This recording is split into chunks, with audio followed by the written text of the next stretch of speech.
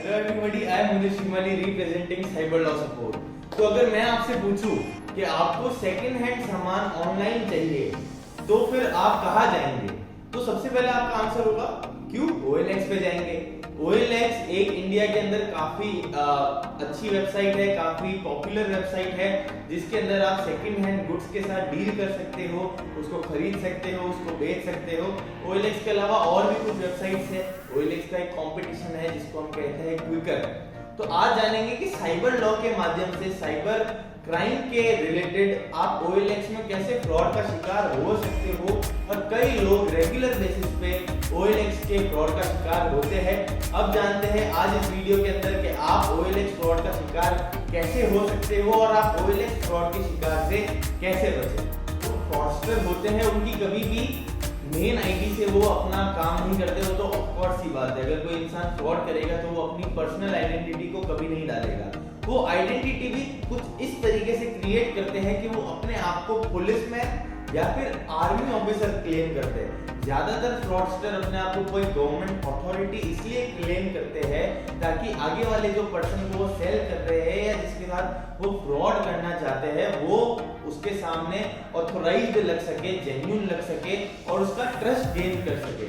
तो जब एक बार कोई भी इंसान आपको बता देता है कि हाँ भाई मैं पुलिस हूँ, मैं आर्मी से हूँ, मैं पुलिस के अंदर से हूँ, तो आपको उसके ऊपर ट्रस्ट होने लगता है। सेकेंडली, जो भी प्रोडक्ट होगा, कोई जैसे आईफोन है, मान लीजिए कोई 50,000 रुपए का न्यू आईफोन आपको मार्केट में मिल रहा है और वही आईफोन एक साल यूज वो बता के 50,000 का आईफोन वो एकदम 10,000 रुपए रेट रखते हैं, तो उससे लोगों को लुभावने ऑफर्स मिलते हैं। सबसे बड़ा पॉइंट यहाँ ये होता है कि जो महंगी चीज होती है उसकी प्राइस जब सस्ती दिखती है तो लोगों को वो लुभाती है और लोग उसके अंदर सबसे ज्यादा इंक्वायरी करने के लिए जाते हैं। तो यही पॉइंट है जब आप फंस जाते हो, जब आपको लगता है कि यार ये इतने सस्ते में दे रहा है। तो सबसे पहली चीज तो ये है कि आपको खुद को दिमाग लगाना चाहिए कि कोई बहुत महंगी चीज बहुत सस्ते में दे रहा है तो कुछ ना कुछ उस चीज में या तो गड़बड़ होगी या वो इंसान में ही गड़बड़ होगी कि वो आपको वो चीज पकड़ा रहा है एकदम सस्ते के अंदर। तो उस चीज से आप बचें।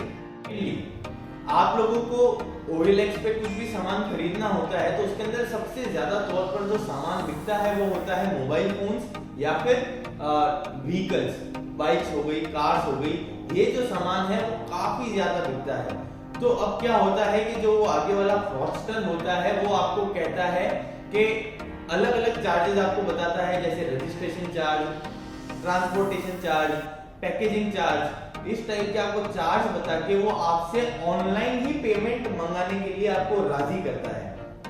कई लोग, बहुत सारे लोग जिन लोगों को इस बात का नहीं पता होता और जो लोग ट्रस्ट करके उनको ये ट्रांसपोर्टेशन चार्ज के नाम पे या रजिस्ट्रेशन चार्ज के नाम पे या पैकेजिंग कॉस्ट के नाम पे पैसा भेज देते हैं। तो सबसे पहली चीज, सबसे पहला रूल है अगर आप ऑनलाइन शॉपिंग कर रहे हो और वो भी OLX के थ्रू कर रहे हो सेकंड हैंड आइटम को लेकर, तो सबसे पहला रूल यही है कि आप आइटम को जब तक अपनी आंखों के सामने ना देखो, उसको यूज ना करो, तब तक एक पैसा भी किसी को ट्रांसफर आपको नहीं करना है। अब उसके अंदर ये भी तरीका होता है कि फ्रॉडस्टर आपको एमपिन भेजते हैं या फिर अपना QR कोड भेजते हैं। वो कहते हैं कि इस QR कोड को आप स्कैन करके 1 रुपए या 10 रुपए आप ट्रांसफर करिए ताकि हमें पता चल जाए कि हाँ भाई आप सही जगह पैसा भेज रहे हो। यही सही तरीका भी होता है। अगर आप किसी को पेमेंट करना चाहते हैं तो आपको पहले 1 या 10 रुपए ट्रांसफर करके चेक करना चाहिए कि वो पेमेंट उसको जा रहा है या नहीं जा रहा। लोग जब ऐसा कर देते हैं तो फ्रॉडस्टर उनका जो बैंक डिटेल जैसे वो QR कोड स्कैन करते हैं तो उससे 10 रुपए नहीं और एक साथ सारा के सारा पैसा अकाउंट से निकाला जा सकता है और लोगों का ये पैसा निकल जाता है। तो ये दो तरीके होते हैं, या तो वो आपको ट्रांसपोर्टेशन कॉस्ट के नाम पे आपसे कुछ ना कुछ पैसा ले लेंगे और या फिर वो लोग इस तरीके से QR कोड स्कैन करा के आपके बैंक से सारा पैसा निकालने की कोशिश करेंगे। जो बड़ी सिटीज होती है, मेट्रोपॉलिटन सिटीज होती है, उसके अंदर लोग एक अपनी ही सिटी के अंदर एक जगह से दूसरी जगह जाने में बहुत टाइम कंज्यूमिंग प्रोसेस होता है। तो वो यही कहते हैं कि आप ऐसा करो, हमारे गुड्स ट्रांसपोर्ट करा दो अपने हमारे घर पे। लेकिन आपको कभी भी OLX जैसी साइट के ऊपर जाके गुड्स को पहले देखिए, परखिए, समझिए।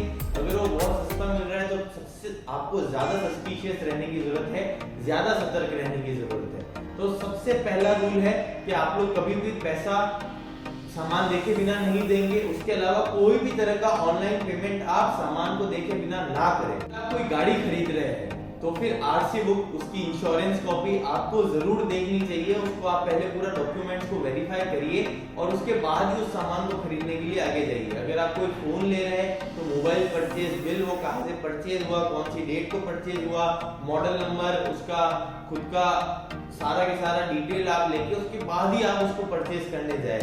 तो ये जो OLX का फ्रॉड है ये काफी बड़े लेवल पे फैल रहा है, क्योंकि फ्रॉडस्टर बहुत आसानी से लोगों को लुभावने ऑफर देके फंसा देते हैं, उनको अपने बातों में कर लेते हैं और ये उनके बहुत चुटकियों का काम होता है। अगर आप कोई भी पैसा उनको ट्रांसफर कर देते हैं तो फिर उनकी आइडेंटिटी, उनके प्रोडक्ट सारे के सारे हट जाते हैं। उनको तो क्या करना है कि उनको एक प्रोडक्ट चढ़ाना है और उससे फ्रॉड करना है और आगे वाले को फंसाना है। लेकिन एक बार अगर आप कुछ भी अमाउंट उनको ट्रांसफर कर देते हो, बाय चांस ऑफ लक कोई 10,000 रुपए की चीज वो आपको बेच रहा है और आपसे वो 2,000 रुपए 20% एडवांस में मांगता है या फिर इस तरह का कोई कॉस्ट बता के उसके रुपए मांगता है, तो अगर आपने उसको वो 2,000 रुपए ट्रांसफर कर दिए तो वो फिर वैनिश हो जाएगा, गायब हो जाएगा। आपको आपके 2,000 रुपए भी कभी नहीं मिलेंगे। ये तो एक बहुत छोटा अमाउंट मैं एग्जांपल के लिए बता रहा हूँ, लेकिन मैंने खुद ने देखा है OLX के ऊपर लाख लाख, 2-2 लाख, 5-5 लाख रुपए, 10-10 लाख रुपए भी लोगों के अकाउंट से जा चुके हैं और उसके बाद वो परेशान होते हैं कि ये देखो हमने क्या कर दिया। तो OLX का जो फ्रॉड है वो काफी बड़ा फ्रॉड है, काफी ट्रेंडिंग फ्रॉड है। कई लोग इसको करते हैं, फ्रॉडस्टर करते हैं और कई लोग इसके अंदर फंस भी जाते हैं। तो आपको इसे सतर्क रहना है, सब सामान देखे बिना कभी पैसा ना दे। उसके अलावा भी उसके डॉक्यूमेंट्स को हमेशा वेरीफाई करके ही आगे परचेज के अंदर आगे बढ़े और टेलर से फेस टू फेस मिलके उसके बाद आप उस प्रोडक्ट को बाय करें। उसके अलावा आप हमारे सोशल मीडिया से जुड़ सकते हैं। मेरी फेसबुक, इंस्टाग्राम, ट्विटर का लिंक मेरी बायो के अंदर है। अगर आपके साथ कोई फ्रॉड होता है तो आप हमसे कांटेक्ट कर सकते हैं। cyberlawsupport.com हमारी वेबसाइट है। हम साइबर रेमेडीज देते हैं और लोगों को साइबर फ्रॉड होने से बचाते हैं। तो आप लोगों के साथ कोई फ्रॉड हो तो तुरंत हमसे संपर्क करें और सतर्क रहें। Good luck, God bless.